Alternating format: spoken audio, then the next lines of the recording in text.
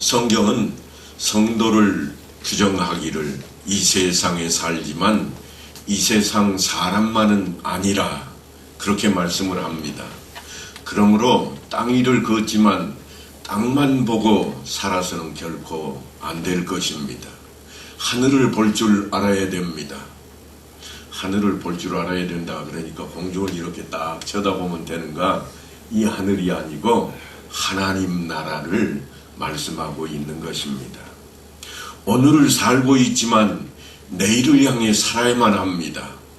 이상과 목표가 항상 하늘나라에 있어야 할 그것이 다름 아닌 성도라고 하는 존재인 것입니다. 그런데 이것이 설리게 되면 더 큰 고난과 고통이 따릅니다. 언젠가 TV를 보니까 아주 체격이 우람한 사람들이 나와서 격파하는 장면을 보여주었습니다. 벽돌을 수북히 쌓아놓고 그걸 격파하는 장면을 보여주는데 한 번에 다 깨트린 사람은 아무렇지도 않게 기쁘게 손을 번쩍 들어 올렸습니다. 그런데 중간만큼 가다가 덜 깨진 사람은 인상을 찌푸리고 있습니다. 심지어 어떤 사람은 손을 부여잡고 아픔을, 통증을 호소하는 사람까지 있었습니다. 무슨 말씀을 드리고자 하는가 하면 우리가 믿음으로 세상을 사는 것도 마찬가지입니다. 온전하게 믿음 안에 사는 사람은 사는 것마저도 평탄해집니다. 하지만 온전하지 못할 때에는 고통이 늘 뒤따른다고 하는 것입니다. 그러니까 고통스러움이 있는 그러한 삶이 내 여정 가운데 있다 하는 말은 내 믿음이 온전하지 못함이 있구나. 그렇게 우리 자신을 좀 돌아봐야만 할 것입니다. 노아는 전혀 이해되지 않는 상황 속에서 하나님의 말씀을 신뢰했던 인물입니다. 그는 이해하려고 하지를 않았습니다. 하나님을 오직 믿었습니다. 그 이야기를 히브리서 기자가 이렇게 전합니다. 믿음으로 노아는 아직 보이지 않는 일에 경고하심을 받아 경외함으로 방주를 준비하여 그 집을 구원하였으니 이로 말미암아 세상을 정죄하고 믿음을 따르는 의의 상속자가 되었느니라.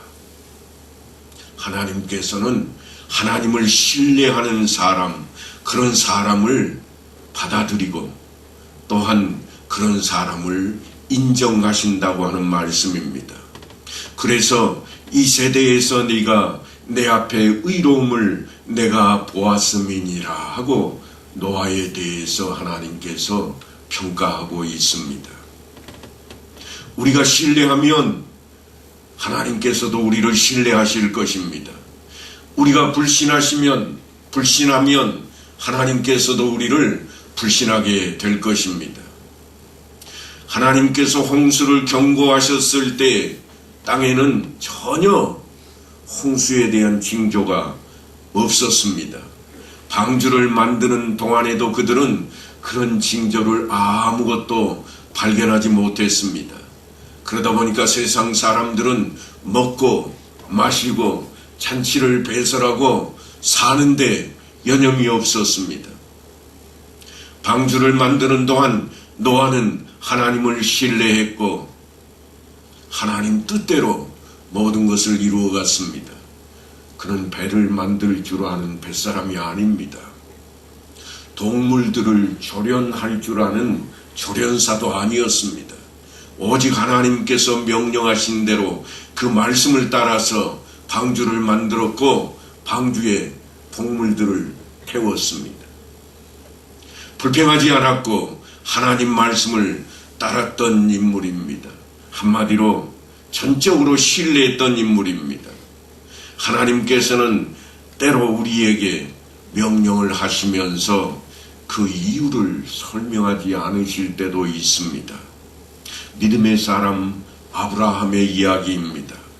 믿음으로 아브라함은 부르심을 받았을 때에 순종하여 장래의 유업으로 받을 땅에 나아갈새 갈 바를 알지 못하고 나아갔으며, 아브라함의 믿음은 순종으로 나타납니다.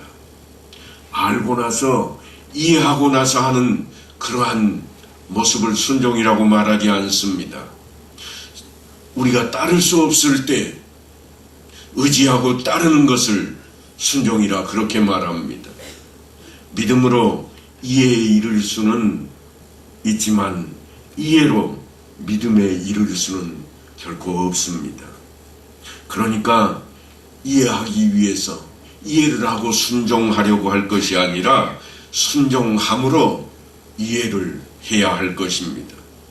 순종보다 더 강한 이해의 도구는 없을 것이라고 학자들이 그래서 설명하고 나서는 겁니다.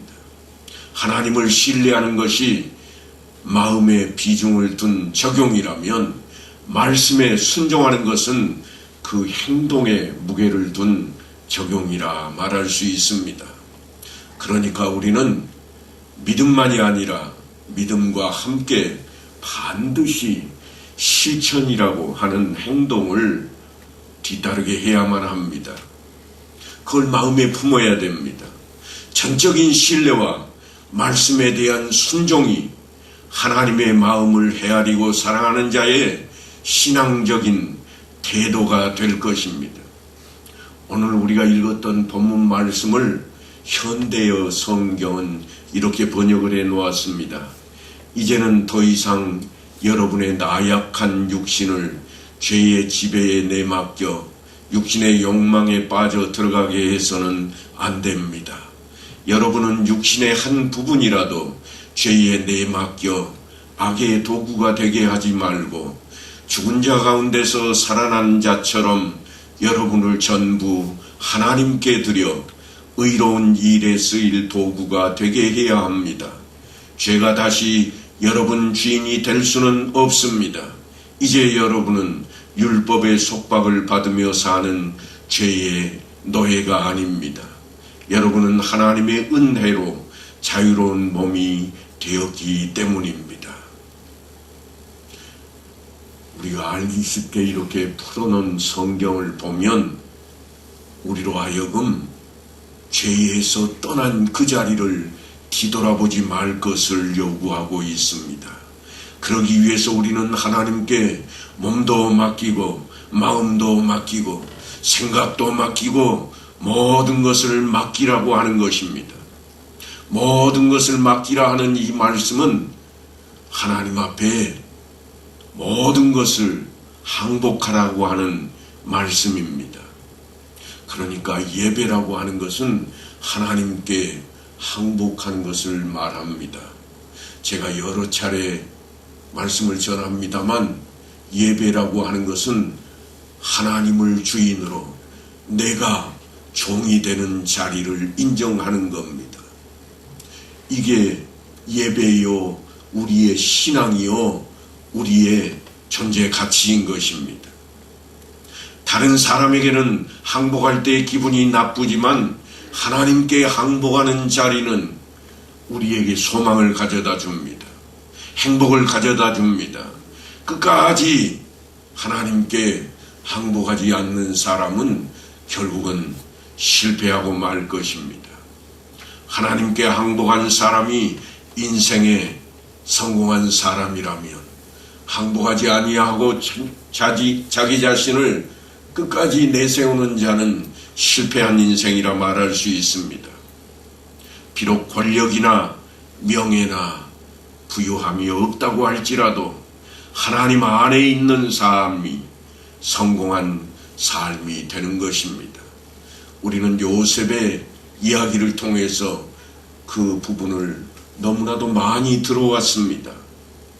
그러니까 사람들이 가장 싫어하는 남에게 굴복하고 항복하는 그 자리를 오히려 하나님 앞에 엎드리고 맡기고 항복하는 자리로 나아간다면 우리는 틀림없이 하나님께서 허락하시는 함께하심의 복, 형통의 복을 받아 누리게 될 것입니다. 세상은 어떻게 해서든지 상대를 넘어서고 이기라고 가르칩니다.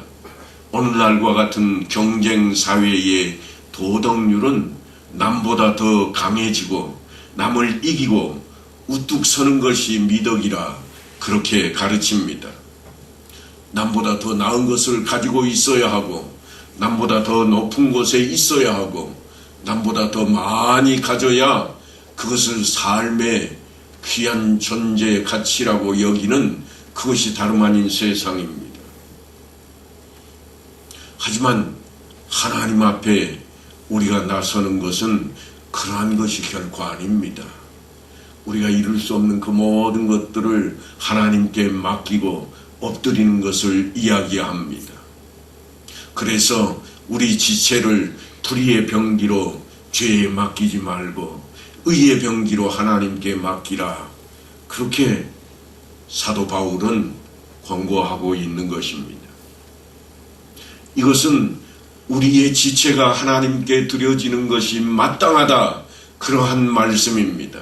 하나님께 드린다고 하는 것은 하나님 앞에 온전히 항복하는 것을 의미합니다. 경쟁사에는 절대로 뒤로 물러서지 말라, 포기하지도 말라, 항복하지 말라, 끝까지 달려가라 이렇게 외치고 있지만 주님께서는 양보할 것을 말씀하고 또한 맡길 것을 말씀하고 계십니다. 그러니까 세상의 가르침과 주님의 말씀은 전혀 차원이 다르다고 하는 것입니다. 주님께서 우리에게 그렇게 명령하셨다면, 사도 바울이 우리에게 그렇게 권고하고 있다면 우리는 그 말씀을 따라 행동에 옮겨야만 할 것입니다. 하나님께 항복하고 나 자신을 맡기는 것이 예배의 중심이 되기 때문입니다. 예배를 드릴지라도 나 자신을 주님께 맡기지 못하고 내 생각을 꺾고 하나님께 항복하지 못한다면 그 예배는 실패한 예배가 되고 말 것입니다. 의무감이나 책임감 때문이 아니라 주님을 사랑하기 때문에 그 자리에 우리가 서야만 합니다. 사랑 때문에 순종하는 것입니다. 사랑 때문에 온전히 맡기는 그 자리가 바로 항복의 자리입니다. 그러므로 형제들아, 내가 하나님의 모든 자비하심으로 너희를 구원하노니 너희 몸을 하나님이 기뻐하시는 거룩한 산 제물로 드리라.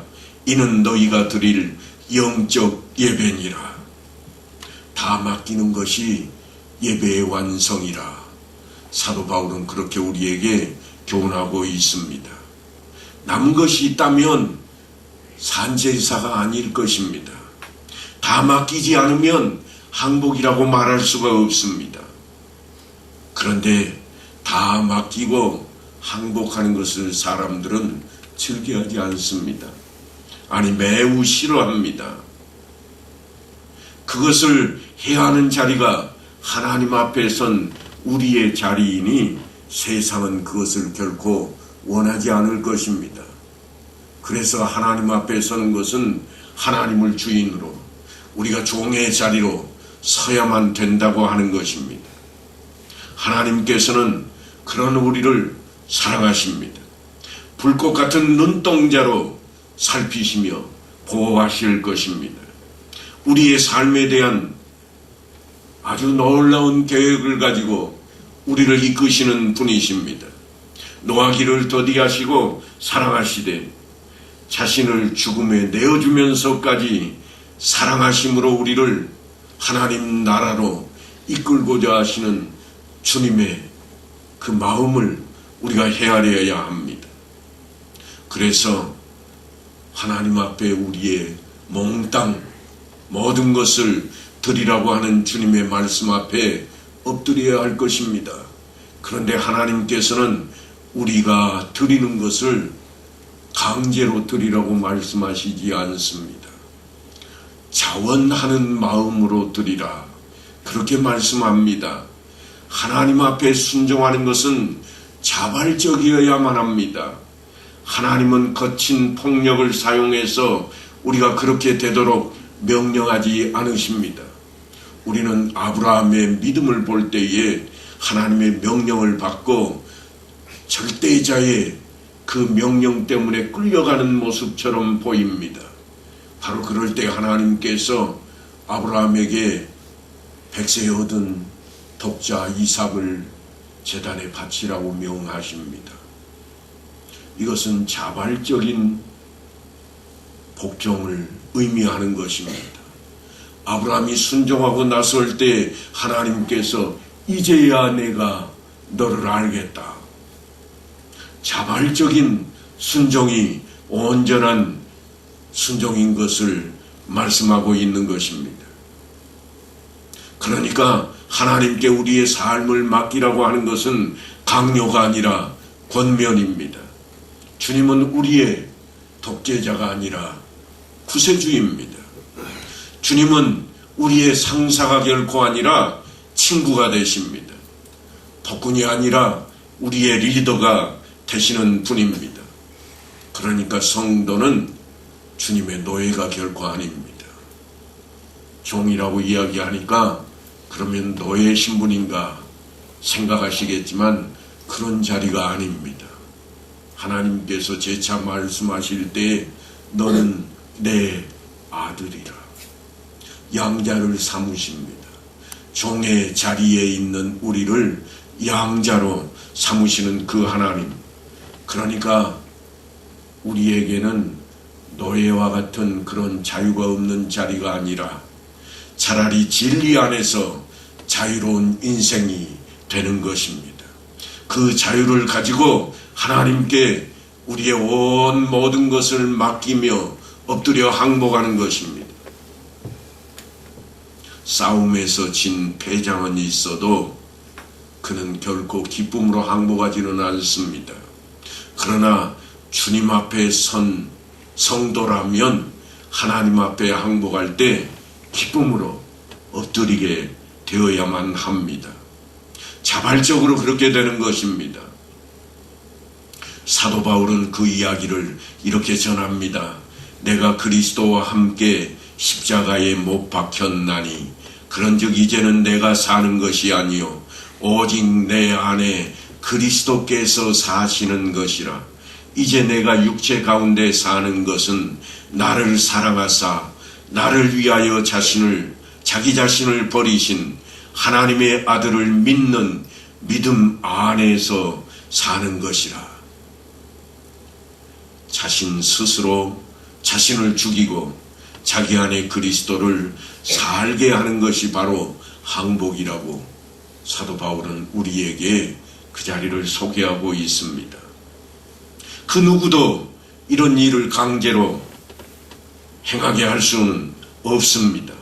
사랑하는 성도 여러분, 저나 여러분이나 어떤 존재도 결코 완전한 사람은 아무도 없습니다.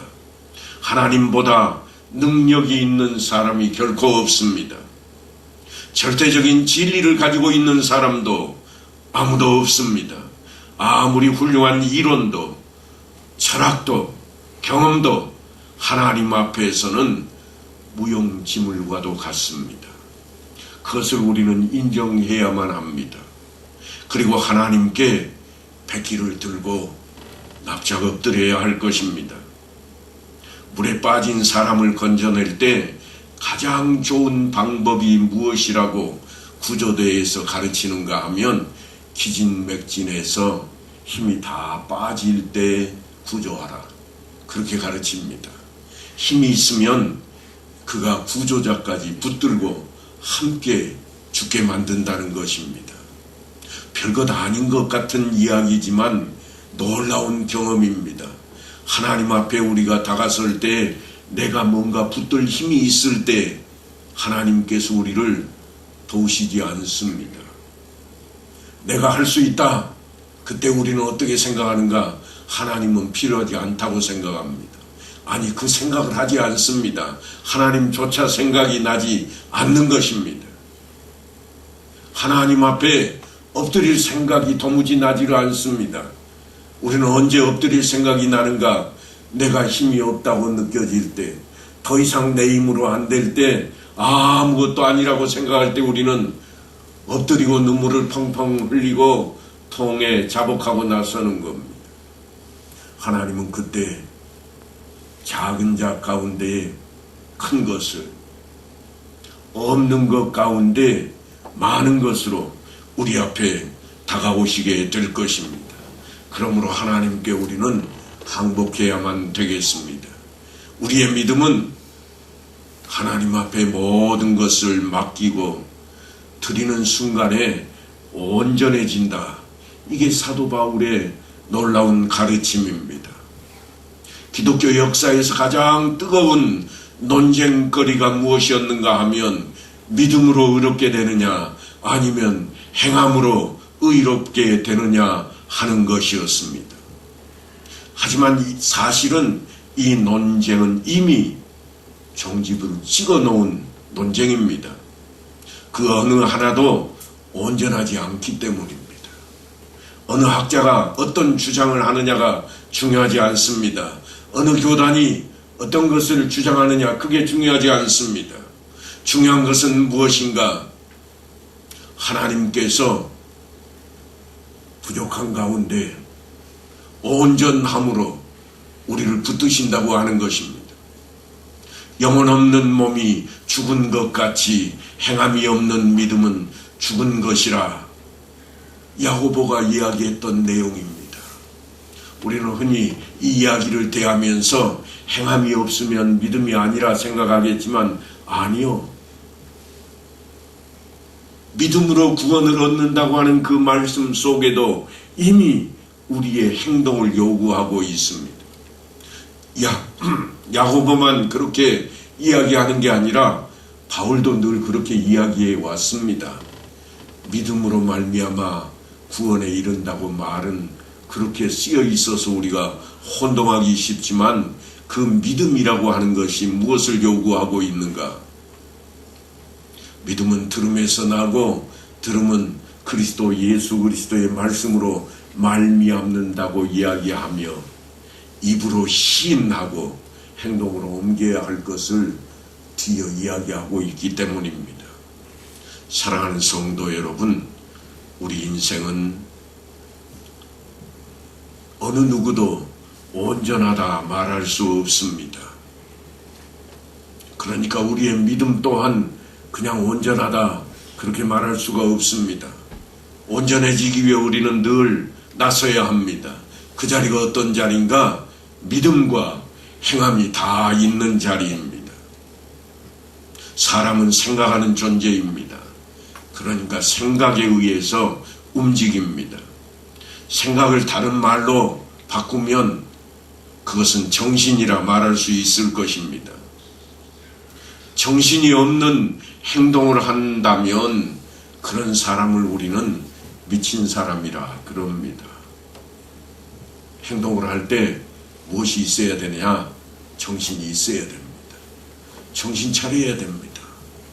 그러니까 믿음과 실천은 끊어서는 안 되는 신앙인의 아주 필요 불가결한 연결고리라 말할 수 있습니다. 예수를 믿는 사람은 그 말씀에 의해서 인생의 갈 길과 생활 그리고 삶의 목적을 정하고 나아가야 합니다. 믿음은 그 자체보다는 역사함으로 그 자체가 늘 드러납니다. 온전한 믿음을 소유하기 위해 모든 것을 주님께 드렸다면 우리가 해야 할 일은 뭔가 하면 주님의 말씀대로 살아가는 겁니다. 그러니까 말씀만 있는 게 아니라 말씀을 따르는 자리까지 가야 한다고 하는 것입니다. 그대로 행동하는 것입니다. 노아가 그랬듯이, 아브라함이 그랬듯이, 바울이 그랬듯이 우리도 그대로 우리의 삶에 실천해야만 할 것입니다. 그게 우리의 신앙입니다.